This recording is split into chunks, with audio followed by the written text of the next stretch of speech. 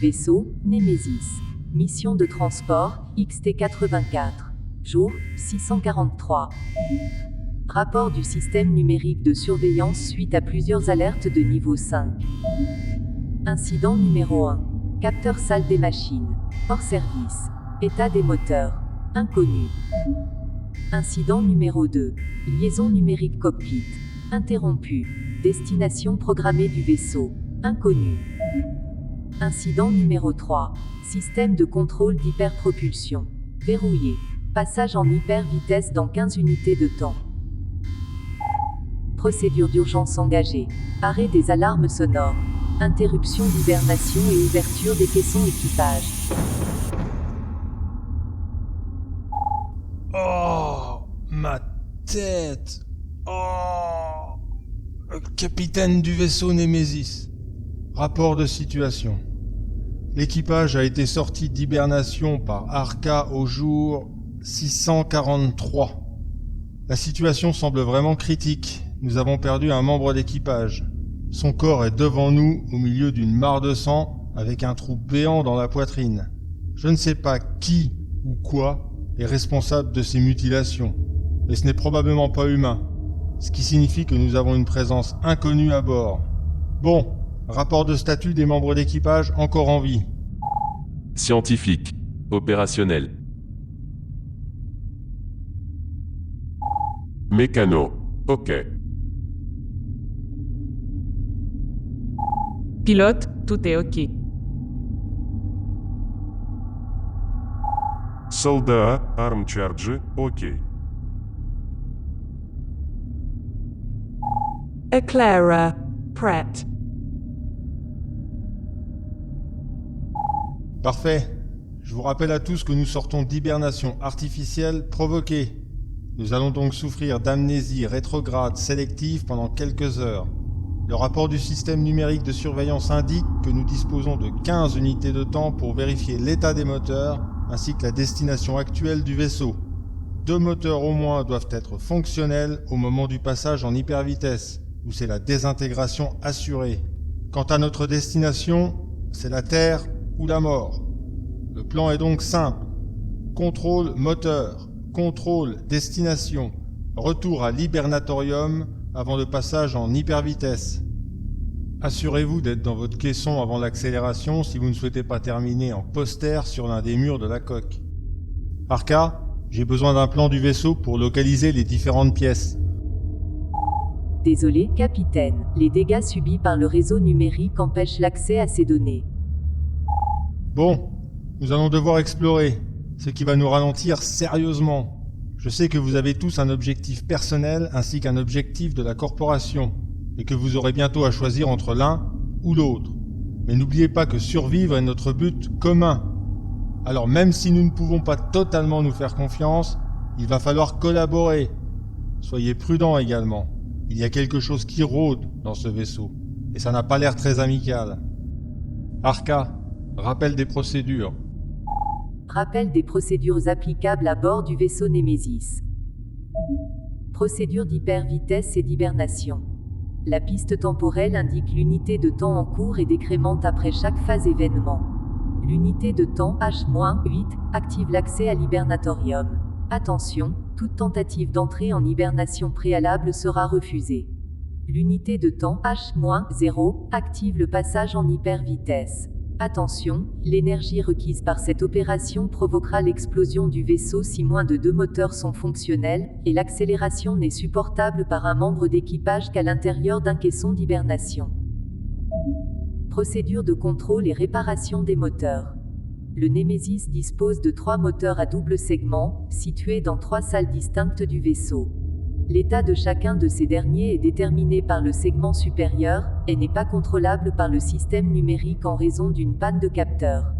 Un membre d'équipage dispose de 2 options pour contrôler l'état de ces derniers. Première option, être présent dans la salle du moteur concerné, et activer son action associée. Seconde option, être présent dans la salle des machines, et activer son action associée.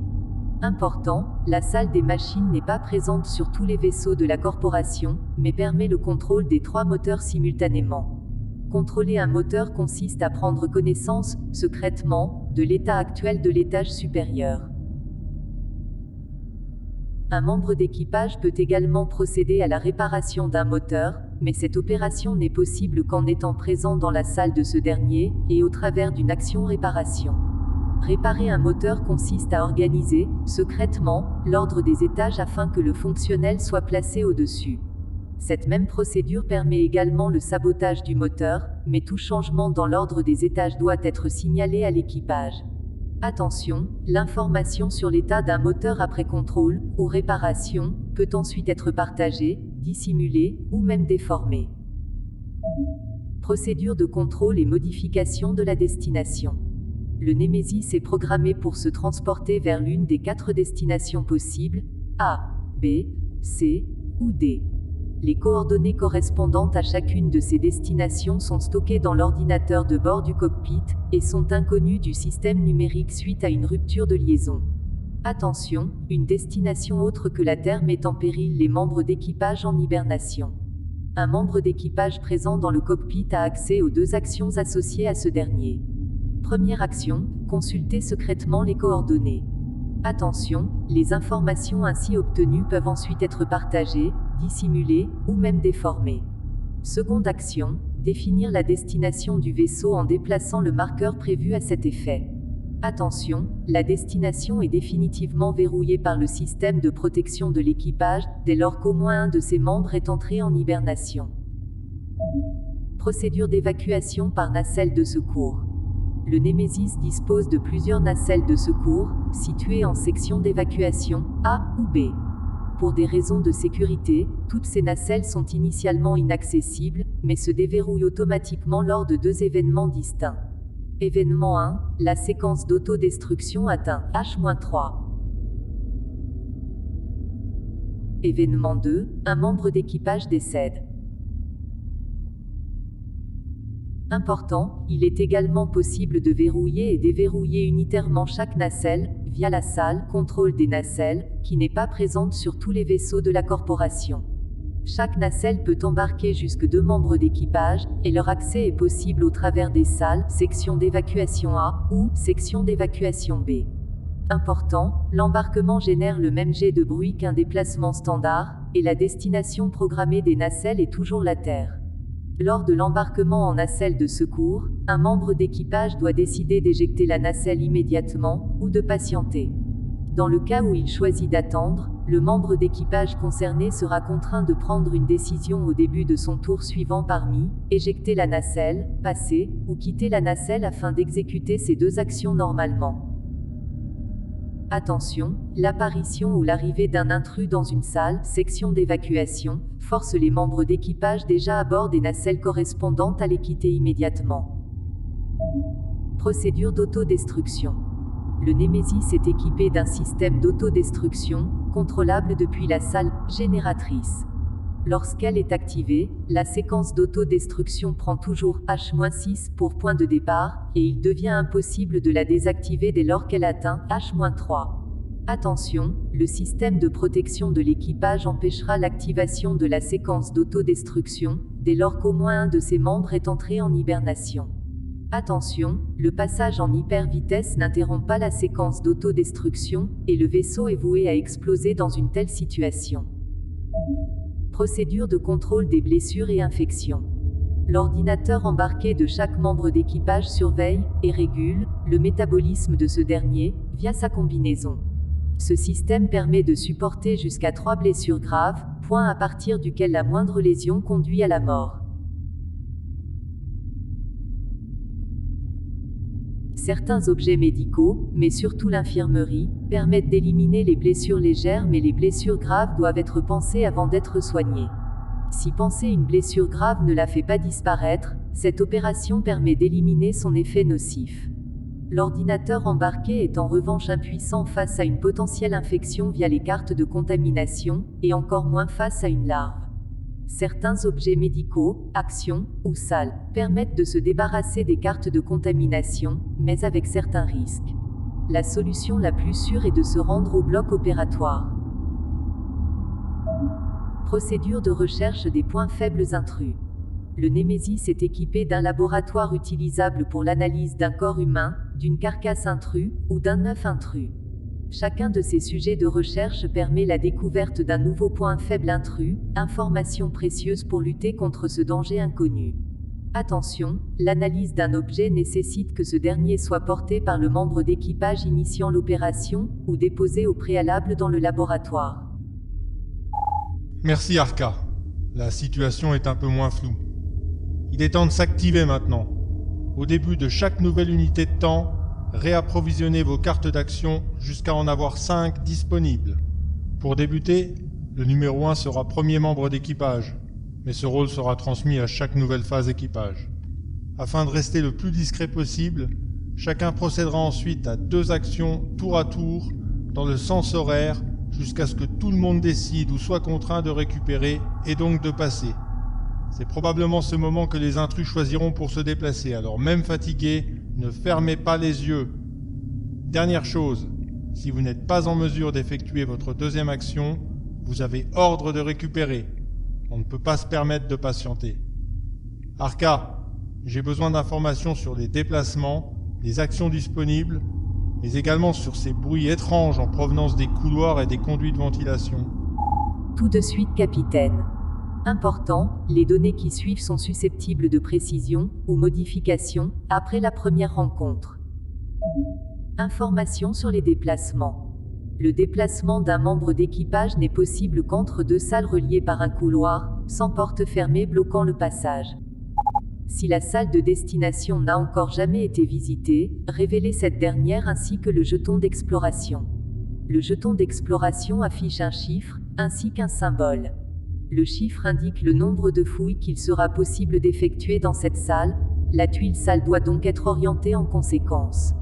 Le symbole doit ensuite être résolu. Symbole silence, ou danger.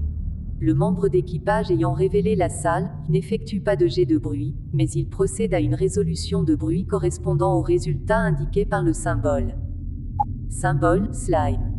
La salle contenait une matière gluante, appelée slime. Le membre d'équipage, ayant révélé la salle, place un marqueur correspondant sur son plateau, puis effectue un jet de bruit. Symbole feu. La salle est en feu. Le membre d'équipage ayant révélé cette dernière y place un marqueur feu, puis effectue un jet de bruit. Attention, un membre d'équipage terminant sa deuxième action, ou décidant de récupérer, dans une salle en feu, subit automatiquement une blessure légère. Symbole panne. La salle est hors service. Le membre d'équipage ayant révélé cette dernière y place un marqueur panne, puis effectue un jet de bruit. Symbole porte. Le couloir emprunté se ferme. Le membre d'équipage ayant parcouru ce dernier y place une porte, puis effectue un jet de bruit. Si la salle de destination contient déjà un autre membre d'équipage, aucun jet de bruit n'est alors nécessaire. Dans tous les autres cas, le membre d'équipage s'étant déplacé dans la salle de destination effectue un jet de bruit. Information sur un jet de bruit et sa résolution. À bord du Némésis, le bruit se propage au travers des couloirs, mais également du réseau de ventilation en provenance de la bouche d'entrée principale de ce dernier. Lorsqu'un jet de bruit est demandé à un membre d'équipage, ce dernier lance le dé concerné et résout le résultat. Important, dans le cas d'un déplacement, le bruit est toujours perçu dans la salle de destination.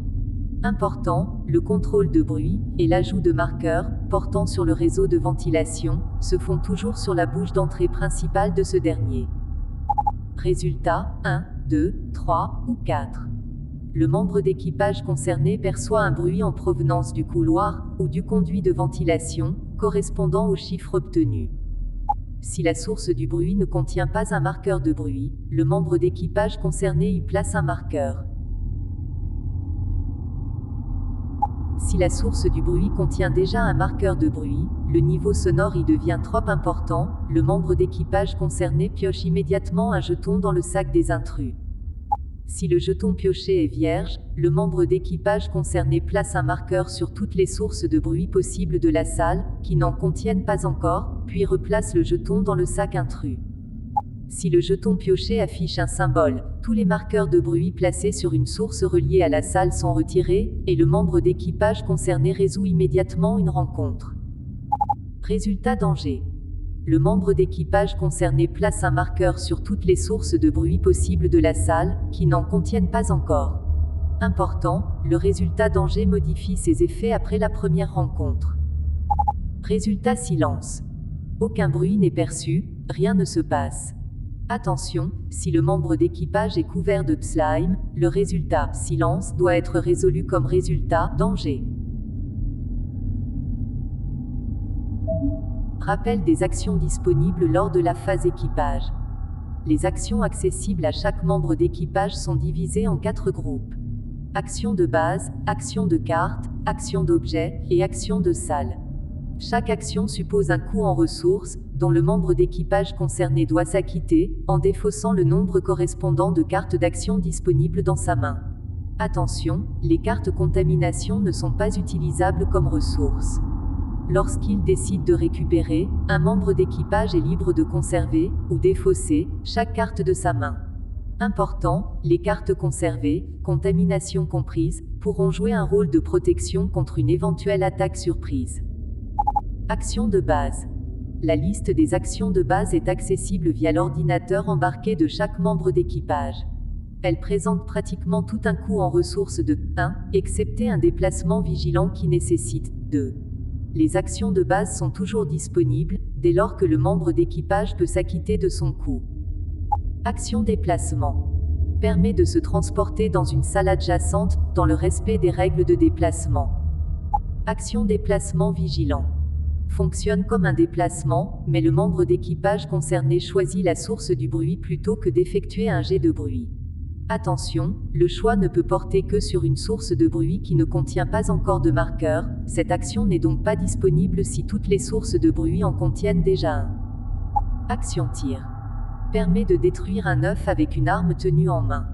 Le membre d'équipage concerné effectue un jet d'attaque, tout résultat autre qu'un loupé détruit l'œuf. Important, cette action nécessite de défausser une munition de l'arme utilisée avant le jet d'attaque. Action corps à corps. Permet de détruire un œuf à main nue. Le membre d'équipage concerné effectue un jet d'attaque, tout résultat autre qu'un loupé détruit l'œuf. Action ramasser un corps lourd. Permet de ramasser un corps lourd présent dans la salle. Les corps lourds sont les cadavres humains, les carcasses intrus, et les œufs intrus. Les objets lourds sont tous les objets présentant le symbole main. Attention, les éléments lourds doivent être transportés, visibles, dans une main libre. Important, un élément lourd peut être lâché sans coût en ressources. Dans ce cas, un corps lourd doit être déposé au sol, mais un objet lourd est définitivement perdu. Action échanger. Permet d'échanger des objets, ou des corps, avec tous les autres membres d'équipage présents dans la salle. Attention, si les armes sont échangeables, les munitions seules ne le sont pas. Important, l'échange concerne plusieurs membres d'équipage, mais seul l'initiateur paye le coût. Action fabriquer un objet. Permet de fabriquer un objet en défaussant les 2 ressources nécessaires à sa confection. La liste des objets et ressources concernés est accessible via l'ordinateur embarqué de chaque membre d'équipage. Le statut de ressource de fabrication est conféré par un symbole spécifique présent sur les cartes objets.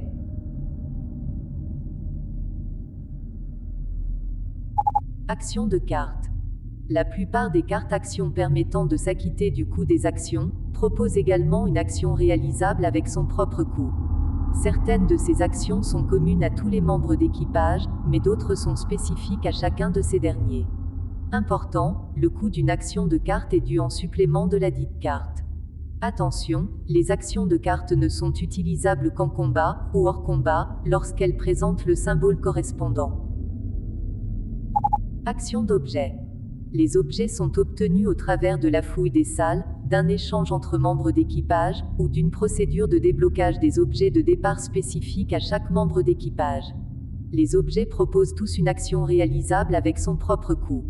Important, certains objets sont également utilisables comme ressources de fabrication, lorsqu'ils présentent le symbole correspondant. Attention, les actions d'objets ne sont utilisables qu'en combat, ou hors combat, lorsqu'ils présentent le symbole correspondant. Action de salle. La plupart des salles du Némésis autorisent une action spécifique avec son propre coup. Attention, les actions de salle ne sont disponibles que dans les salles qui ne sont pas hors service, et pour les membres d'équipage, hors combat, présents dans cette dernière. Ok, je pense que nous avons suffisamment d'informations pour le moment. La stratégie la plus sûre serait de nous déplacer en groupe, mais cela signifierait aussi perdre beaucoup de temps dans l'exploration du vaisseau. Essayons de faire au mieux. Arca, je reviendrai vers toi lorsque tous les membres d'équipage auront décidé de récupérer. J'aurai également besoin de ton aide en cas de rencontre avec un intrus, ou si l'un d'entre nous devait perdre la vie. Allez, bonne chance à tous.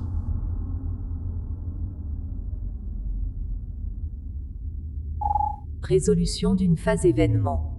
Lorsque tous les membres d'équipage se retrouvent en récupération, le cours du temps se poursuit et plusieurs événements se produisent. Étape 1. Avancée des pistes. Le marqueur de la piste temporelle progresse de une unité, ainsi que celui de la piste d'autodestruction si celle-ci est activée. Étape 2. Attaque des intrus. Les intrus en combat procèdent à leur attaque. Étape 3. Dégâts du feu. Les intrus présents dans une salle en feu subissent un dégât. Étape 4. Événement carte. Une carte événement est piochée, elle est résolue en 2 temps. Premier temps, chaque intrus hors combat dont le symbole figure sur la carte, tente de se déplacer en empruntant le passage correspondant au chiffre indiqué. Second temps, le texte de la carte est appliqué. Étape 5. Événement sac. Un jeton est pioché dans le sac intrus, et son symbole est résolu. Symbole larve. Placez un jeton adulte dans le sac, à la place du jeton pioché. Symbole rôdeur. Placez un jeton hybride dans le sac, à la place du jeton pioché. Symbole adulte ou hybride. Tous les membres d'équipage qui ne sont pas en combat, résolvent un jet de bruit dans l'ordre, le jeton pioché est replacé dans le sac. Symbole reine. Si le nid a déjà été découvert et qu'au moins un membre d'équipage s'y trouve, la reine surgit dans le nid et une rencontre est résolue, sinon un œuf est ajouté au nid et le jeton pioché est replacé dans le sac. Symbole vierge. Un jeton adulte supplémentaire est ajouté au sac, le jeton pioché est replacé dans le sac.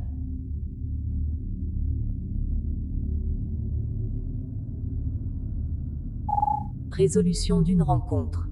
Une rencontre se produit chaque fois qu'un intrus apparaît dans une salle où se trouve au moins un membre d'équipage. Important, le mouvement d'un intrus vers une salle contenant un membre d'équipage, ou l'inverse, ne sont pas considérés comme des rencontres. Si la rencontre est provoquée par un jeton pioché dans le sac, un intrus correspondant au symbole du jeton surgit dans la salle, et tente une attaque surprise d'une intensité équivalente au chiffre indiqué sur l'autre face du même jeton. Si le membre d'équipage visé dispose d'un nombre de cartes dans sa main, au moins équivalent à l'intensité de l'attaque, cette dernière échoue. Dans le cas contraire, l'attaque est réussie, et le membre d'équipage subit immédiatement une attaque d'intrus. Événement spécial de première rencontre. La première rencontre avec un intrus initie, ou modifie, différentes procédures. Procédure de choix d'un objectif. Chaque membre d'équipage choisit immédiatement entre ses objectifs personnels, ou ses objectifs corporation, en se débarrassant de la carte adéquate. Procédure d'attaque des intrus. Dans le cas d'une attaque surprise, ou d'une attaque provoquée par une fuite, le ou les intrus impliqués ciblent automatiquement le membre d'équipage ayant provoqué l'attaque.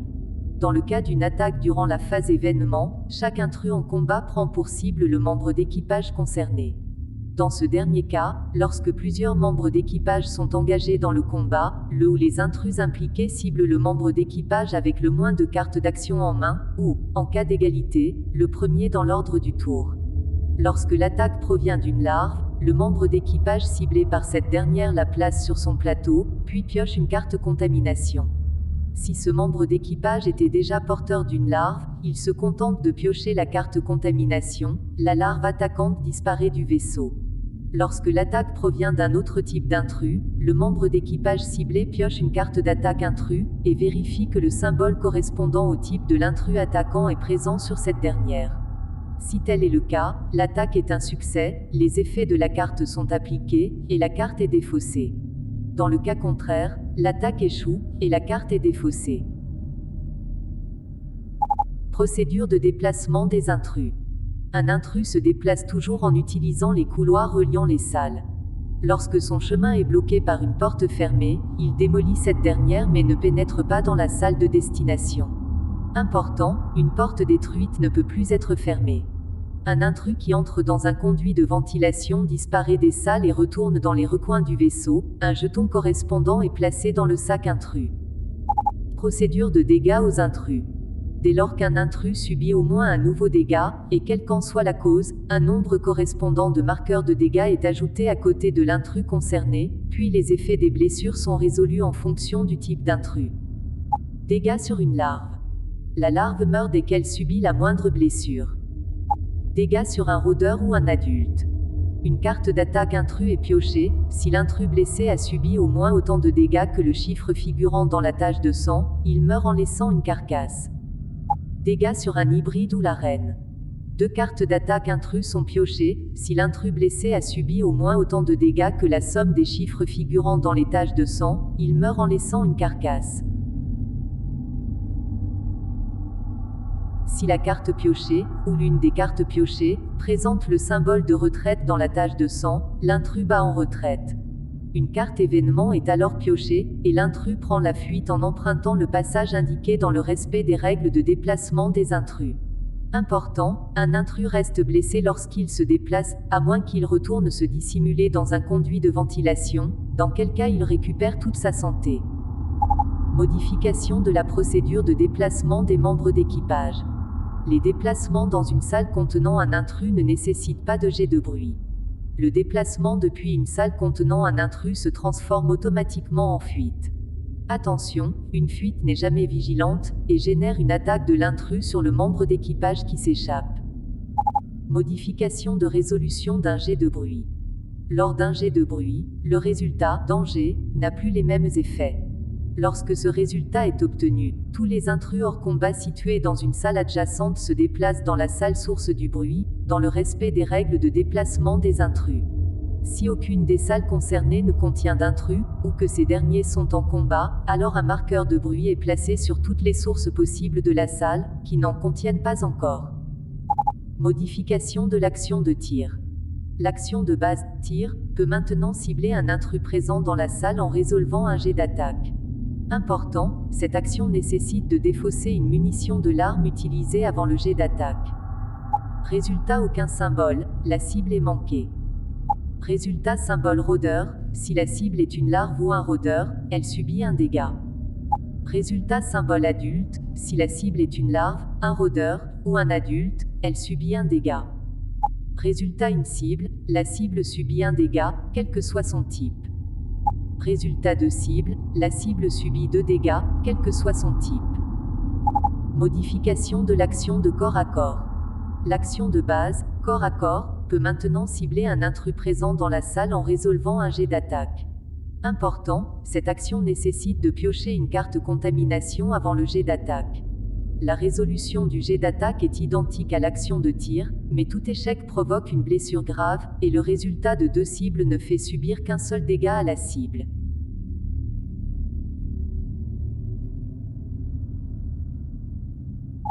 Procédure de contamination, infection, et décès d'un membre d'équipage. Il existe plusieurs solutions de traitement des cartes contamination, mais certaines d'entre elles présentent plus de dangers. Le bloc opératoire, et l'objet fabricable antidote, sont les 2 options les plus sûres car non létales. La carte d'action repos, ainsi que les salles douches et cantines, permettent de se débarrasser des cartes contamination, non infectées, mais peuvent conduire au décès d'un membre d'équipage déjà porteur d'une larve. Le statut d'une carte contamination peut être vérifié au travers du scanner embarqué dans la combinaison de chaque membre d'équipage. Important, lors du décès d'un membre d'équipage faisant suite à une infection, un rôdeur s'extirpe de son corps et apparaît dans la salle. Lorsqu'il décède, un membre d'équipage laisse derrière lui un cadavre, et laisse tomber tous les corps lourds en sa possession dans la salle concernée. Les autres objets portés sont définitivement perdus. Important, à bord du Nemesis, le premier décès d'un membre d'équipage provoque le déverrouillage de toutes les nacelles de secours.